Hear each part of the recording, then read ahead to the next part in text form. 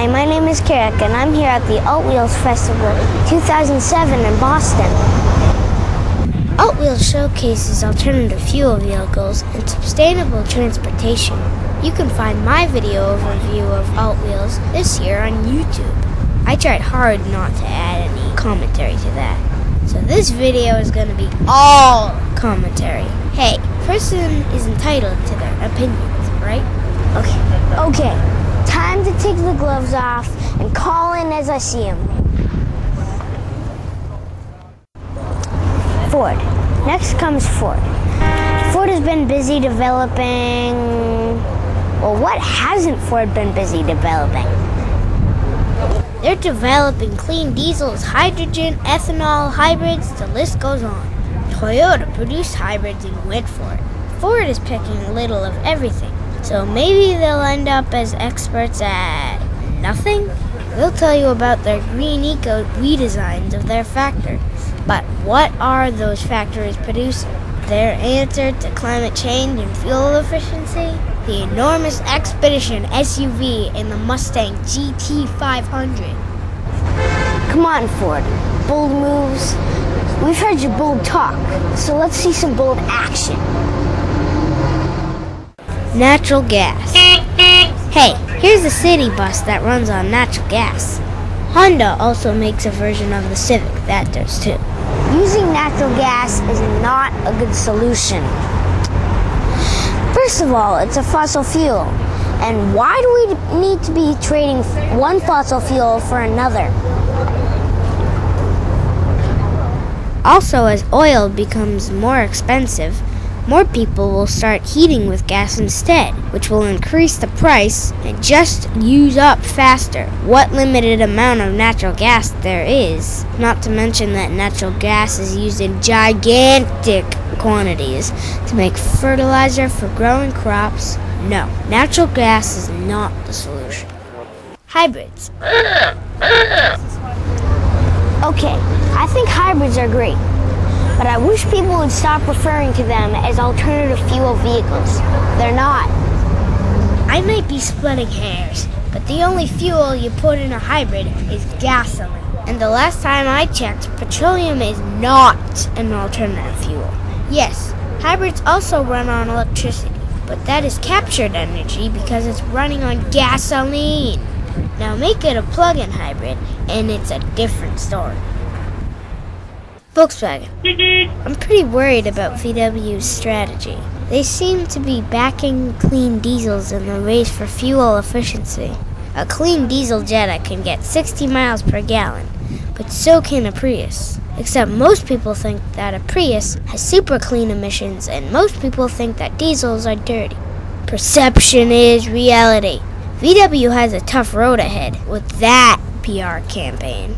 If you believe in the peak oil theory, a car that gets 60 miles per gallon is not good enough. Not even close.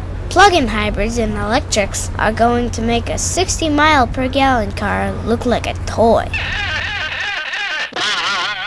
Biodiesel. Unless you're really into this green car stuff, then it's easy to get confused about biodiesel. And plenty of marketing people know that. There are lots of companies that are in the news lately who are using a blend of biodiesel and regular diesel.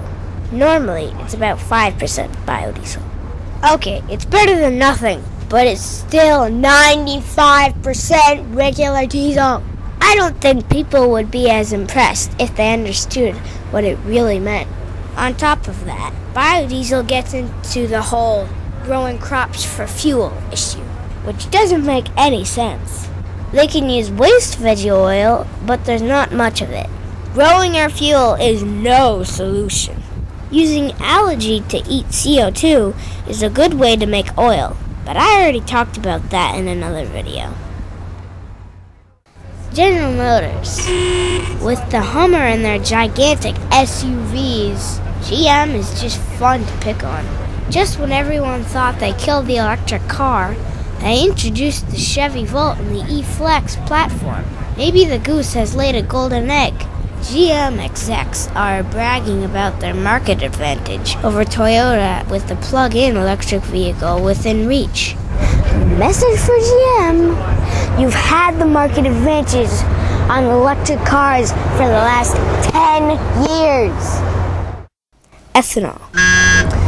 Even the ethanol industry people say that this growing crops for fuel is no good. No, my problem is that in 5 years, when we have gone from using corn to cellulose, it's our American farmers that are going to suffer. Our government's mad rush for ethanol over the last few years has pushed our farmers to grow more and more corn. Our farmers can't afford to suffer the loss when the corn ethanol market goes bust. Hydrogen. When I dream at night, I wake up in the morning and go about my day. When car companies dream, they flush billions of dollars of profits down the toilet. Hydrogen is a dream. Time to wake up and bring out technologies that will actually happen. Electric cars. I love electric cars. Don't get me wrong. There seems to be one important thing missing from the cost per mile estimates: road taxes. If you plug in at home and you don't pay at the pump, don't think for a minute that you won't have to pay road taxes anymore. Not to add that to the cost of driving an electric car is a little disingenuous, no? Our own car. Okay, I've thrown everyone else under the bus, so it's only fair I talk about our car too. We have the yellow Beetle that runs on used vegetable oil. If you want to drive a car on something other than gasoline, take a look around here and tell me what any regular person could drive home. Not even ethanol. No place in central Massachusetts to buy it. No, vegetable oil is my family's best option. It's not a solution for most people, and it's not fun having to pick up used cooking oil from the back of a restaurant and filter it at home. But it's the best we can do right now. Thanks for listening to All the Opinions. Please go to my YouTube address for more of my green videos. There you'll find our overview of AltWheels 2007 without all the opinions. You can visit altwheels.org for more about the festival. Thanks for watching.